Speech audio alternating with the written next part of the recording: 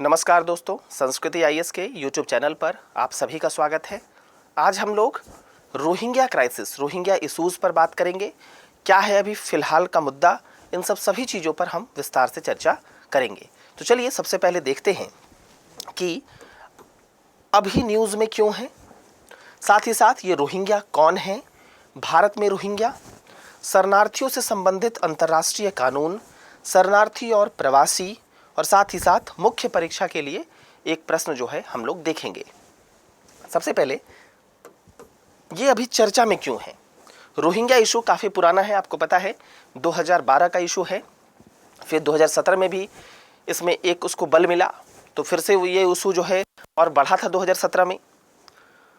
तो ये फिर अभी चर्चा में क्यों है, इसके पीछे का कारण है कि अभी हाल ही में केंद्रीय मंत्री हरदीप सिंह पुरी के द्वारा एक ट्वीट किया गया, और इस ट्वीट में क्या कहा गया, उन्होंने कहा कि रोहिंग्या शरणार्थी को हम फ्लैट्स देंगे, साथ ही साथ उनको आवश्यक सुरक्षा भी मुहैया कराएंगे और कुछ बेसिक सुविधाएं भी प्रोवाइड कराएंगे। हालांकि ये ट्वीट आप देख सकते हैं, हालांकि इस ट्वीट के बाद उन्होंने ट्वीट में तो दिल्ली पुलिस की प्रोटेक्शन की बात भी कह दी। हालांकि ट्वीट के बाद गृह मंत्रालय की तरफ से इस बात का खंडन किया गया ट्वीट करके, और उन्होंने कहा, गृह मंत्रालय ने कहा कि ऐसी कोई भी दिशा निर्देश नहीं दी गई है, ऐसा कोई भी गाइडलाइंस जो है वो इशू नहीं किया गया है। अगर आप यहाँ पर देखें तो दो मंत्रालयों के बीच, अगर आप राज्य व्यवस्था पढ़ रहे हैं, राज्य व्यवस्था से इसको जोड़ना चाहें, तो दो मंत्रालयों के बीच यहाँ पर देखिए आपको कुछ कॉन्ट्राडिक्शन दिखेगा, और इथिकल चीज़ें भी अगर आप जोड़ सकते हैं यहाँ से तो आप कुछ जोड़ पाएंगे। अब हम लोग थोड़ा सा इससे आगे बढ़ते हैं, जानने का प्रयास करते हैं कि ये रोहिंग्या कौन है और इनकी जो इश्यूज़ हैं ये कब से प्रारंभ होते हैं, और उसके बाद देखेंगे कि भारत में रोहिंग्या किस प्रकार एंट्री लेते हैं। तो देखिए, रोहिंग्या रोहांग, रखाइन और अराकान क्षेत्र के निवासियों को हम रोहिंग्या के नाम से जानते हैं। रोहिंग्या मुसलमान जो है वो म्यांमार में एक अल्पसंख्यक समुदायों में से एक हैं। ये अल्पसंख्यक समुदाय माने जाते हैं, ये माने जाते हैं कि ये बांग्ला बोलने वाले हैं, और इनका संबंध कहाँ से है, रखाइन प्रांत से। इसको आपको मैप में दिखा दूं, रखाइन प्रांत से इनका संबंध है।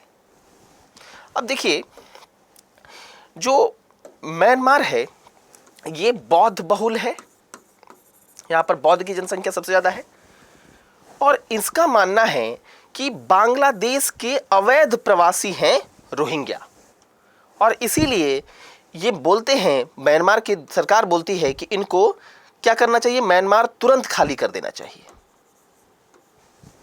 इनका मानना है कि ये चूंकि बांग्लादेश से आए हुए अवैध प्रवासी हैं, इलीगल तरीके से म्यांमार में रह रहे हैं, इसलिए इनको तुरंत खाली करना चाहिए।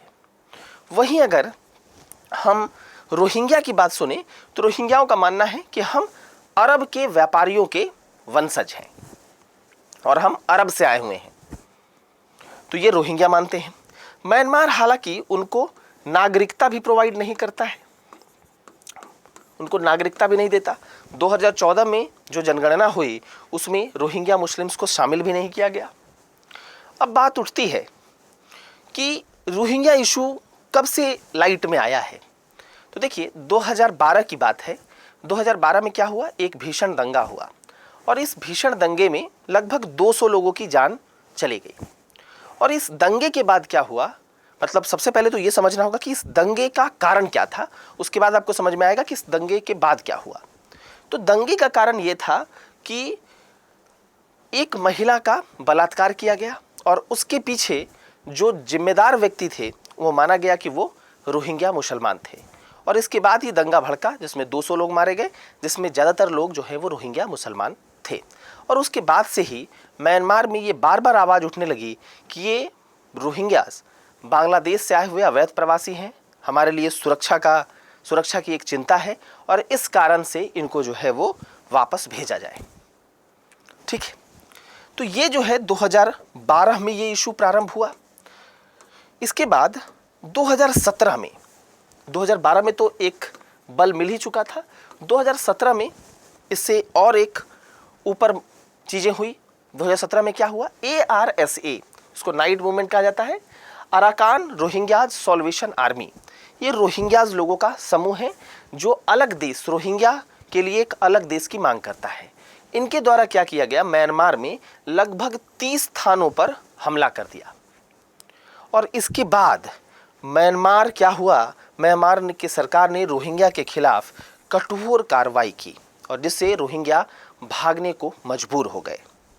अब देखिए, भागने के क्रम में देखा जाए तो होता क्या था कि रोहिंग्या जो है यहाँ से निकलते थे और समुद्र के रास्ते जब वो जाते थे तो बहुत से रोहिंग्या मुसलमान उस समुद्र के रास्ते में, जैसे शिप है, उस शिप में ही उनका डेथ हो जाता था। क्यों?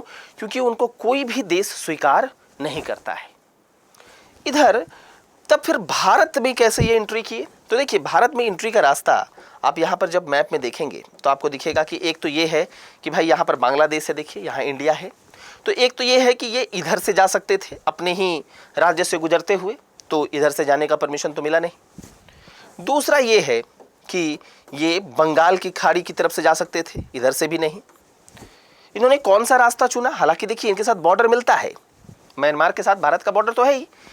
अब इन्होंने कौन सा रास्ता चुना, ये बांग्लादेश के माध्यम से ये भारत एंट्री करते हैं, बांग्लादेश के थ्रू। अब भारत क्या मानता है इनको, भारत एक अवैध प्रवासी मानता है। अवैध प्रवासी क्या होता है, जो बिना किसी लीगल डॉक्यूमेंट के आके रह रहा हो।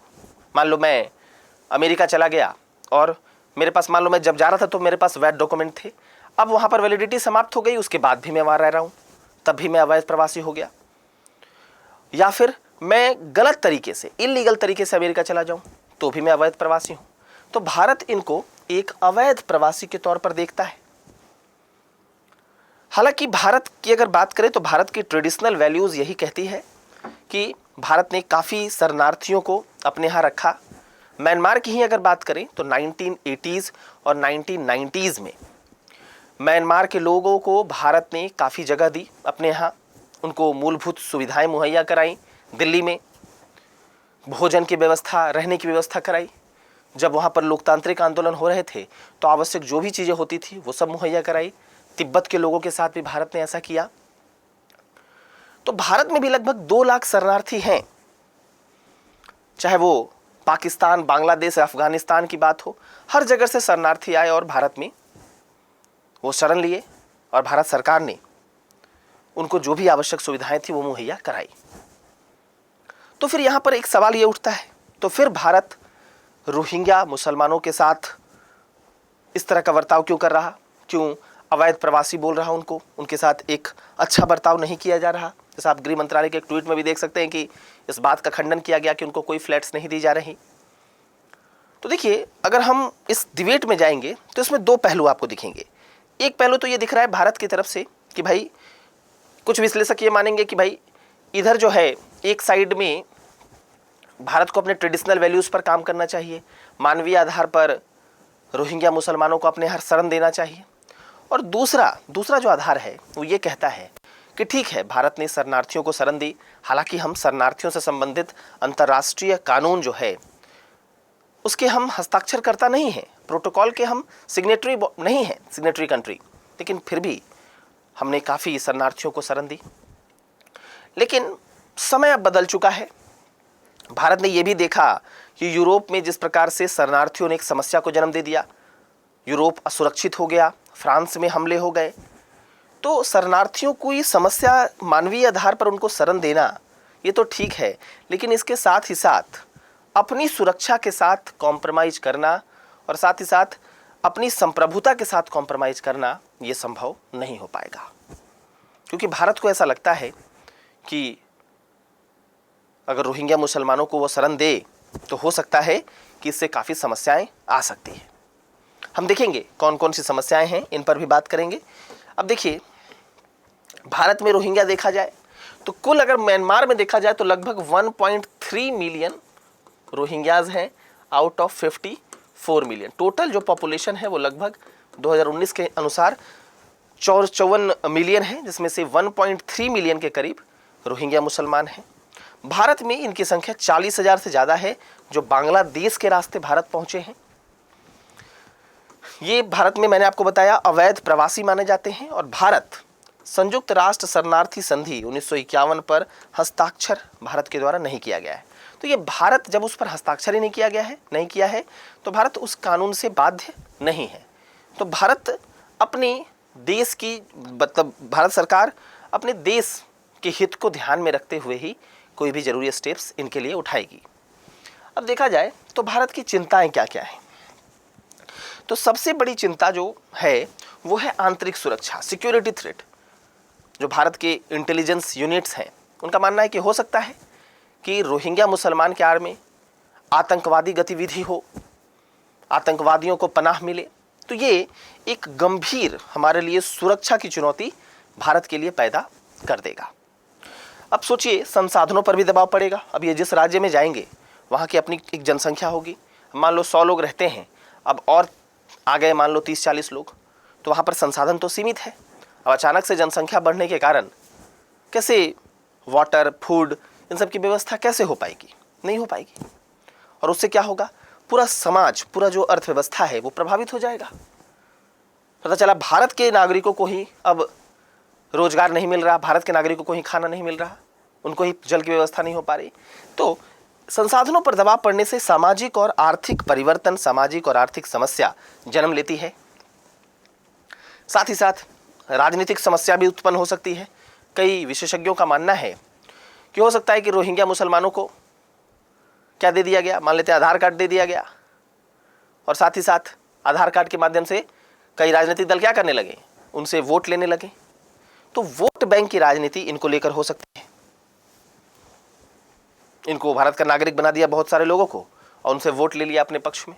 तो ये एक वोट बैंक की राजनीति भी इनके द्वारा कराई जा सकती है, मतलब राजनीतिज्ञों के द्वारा कराई जा सकती है। और कुछ अन्य समस्या है, जैसे क्लैश ऑफ इंटरेस्ट हो सकता है। वहाँ के भी रोहिंग्या मुसलमान हैं, हमारे यहाँ भी मुसलमान हैं, तो उससे क्लैश ऑफ इंटरेस्ट भी हमारे यहाँ पैदा ले सकता है। तो ढेर सारी ऐसी चीज़ें हैं जो रोहिंग्या मुसलमानों के भारत आने से उत्पन्न हो सकती है। इसलिए भारत के द्वारा अभी भी इन्हें अवैध प्रवासी माना जाता है। शरणार्थियों से संबंधित अंतर्राष्ट्रीय कानून, जो मैंने आपको बताई कि इस पर भारत ने सिग्नेचर नहीं किया है, इसको थोड़ा सा देख लेते हैं। तो संयुक्त राष्ट्र शरणार्थी संधि 1951 एवं शरणार्थियों की स्थिति पर प्रोटोकॉल 1967, इन दोनों पर भारत ने हस्ताक्षर नहीं किए हैं। और ये जो दोनों संधि है ये किसके तत्वाधान में लाई गई है? यूनाइटेड नेशन के, संयुक्त राष्ट्र के, और बाध्यकारी है, ये बाइंडिंग है। दूसरे विश्व युद्ध के बाद जो शरणार्थी संकट आए उसके समाधान के लिए ही यह संधि लाई गई थी, और इसमें शरणार्थियों की परिभाषा भी दी गई है, और जो भी इसमें हस्ताक्षरकर्ता देश है उनकी शरणार्थियों के प्रति क्या जिम्मेदारी होगी उस पर भी इसमें बात की गई है। यह संधि जाति, धर्म, राष्ट्रीयता, किसी विशेष सामाजिक समूह से संबद्धता या अलग राजनीतिक विचारों के कारण उत्पीड़न तथा अपने देश छोड़ने को मजबूर लोगों के अधिकारों को संरक्षण प्रदान करती है। तो क्या है कहने का मतलब? मान लेते हैं कि कोई भी एक समूह है, उसको प्रताड़ित किया गया और उसको देश छोड़ने के लिए बोला गया, तो वो कहीं ना कहीं जाकर शरण तो लेंगे, कहाँ रहेंगे? जब उनको अपने देश से ही भगा दिया जाएगा तो वो कहाँ जाएंगे? तो कहा गया कि जो ये शरणार्थी होंगे, जो उत्पीड़न के शिकार होंगे और जिसके कारण उनको देश छोड़ना पड़ेगा, उनको जो है उनके प्रति क्या जिम्मेदारी होगी देशों की, इसको लेकर ये संधि बात करता है, बताता है कि विभिन्न देश इस पर अपना क्या रोल निभाएंगे अगर कोई शरणार्थी आ जाता है। तो यही इस संधि में बात है। ऐसे लोग जो युद्ध अपराध से संबंधित हैं अथवा आतंकवाद से प्रत्यक्ष रूप से जुड़े हैं उन्हें शरणार्थी नहीं माना जाता। हालांकि जब 1951 में ये संधि की गई थी तब यूरोप के शरणार्थियों को ही केवल शामिल किया गया था। बाद में वर्तमान में ये संधि एवं प्रोटोकॉल सभी शरणार्थियों के अधिकारों के संरक्षण के लिए प्रमुख भूमिका निभाती है। तो ये शरणार्थियों के अधिकारों को कहती है कि भाई शरणार्थी भी मानव हैं, उनके पास भी अपना मानव अधिकार है, उसकी रक्षा करती है। और उसके लिए देशों की प्रतिबद्धता क्या हो, देशों की जिम्मेदारी क्या हो, इस पर बात करती है। शरणार्थी और प्रवासी, सबसे पहले कुछ अंतर देख लेते हैं। जैसे शरणार्थी और प्रवासी में क्या अंतर है? प्रवासी तो देखिए कोई वैध तरीके से, मान लो मुझे यूनाइटेड स्टेट्स ऑफ अमेरिका जाना है पढ़ने के लिए, तो मैं एक वैध तरीके से गया, पासपोर्ट वगैरह बनवा के, तो मैं प्रवासी हूँ। और शरणार्थी क्या है? अगर मान लेते हैं कि इंडिया में मेरे साथ उत्पीड़न किया गया या फिर एक समूह के साथ उत्पीड़न किया गया और फिर मैं अपने देश छोड़ने के लिए बाध्य हुआ और फिर मैं अगर कहीं जाता हूँ, फिर मैं अगर अमेरिका जाता हूँ या बांग्लादेश जाता हूँ, तब मैं शरणार्थी हूँ। ठीक है, तो यहाँ पर उत्पीड़न किया जाता है और उत्पीड़न के बाद ही क्या होता है, शरणार्थी, मतलब कहीं पर दूसरे जगह जाकर हम शरण लेते हैं और उस कारण से हम शरणार्थी कहे जाते हैं। अवैध प्रवासी क्या है? अवैध प्रवासी जैसे मैंने आपको बताया भी था कि मान लीजिए कि आप यहाँ से अमेरिका गए, जब गए थे तो पूरा एकदम डॉक्यूमेंट, लीगल डॉक्यूमेंट के साथ गए थे, पासपोर्ट वगैरह के साथ, लेकिन वहाँ जब गए तो हो सकता है कि वहाँ पर आपका पासपोर्ट की वैलिडिटी समाप्त हो गई, फिर भी आप वहाँ रह रहे हैं, उसके बावजूद आप वहाँ रह रहे हैं, तो आप एक अवैध प्रवासी हैं। या फिर इल्लीगल तरीके से, गैर कानूनी तरीके से अगर आप अमेरिका चले गए तो भी आप अवैध प्रवासी हैं। ठीक है, और राज्य विहीन व्यक्ति तो आप समझ ही रहे हैं कौन है। राज्य विहीन व्यक्ति वही है जिसके पास कोई नागरिकता नहीं है, जैसे रोहिंग्या मुसलमान, इनको म्यांमार सरकार ने नागरिकता देने से मना किया है, अन्य देश इनको नागरिकता देता नहीं है, तो ये इनके पास किसी भी देश की नागरिकता नहीं है, तो ये राज्य विहीन समूह या राज्य विहीन व्यक्ति हैं। तो ये था आज का हमारा जो टॉपिक, कॉन्सेप्चुअल टॉपिक। सवाल देख लेते हैं, रोहिंग्या मुसलमानों का मुद्दा क्या है, यह भारत के हितों और म्यांमार के साथ संबंधों को कैसे प्रभावित कर रहा है, इस पर हमें जांच करनी है। तो इस पर आप आंसर लिखेंगे और कमेंट में बताएंगे। चलिए फिर, थैंक यू वेरी मच।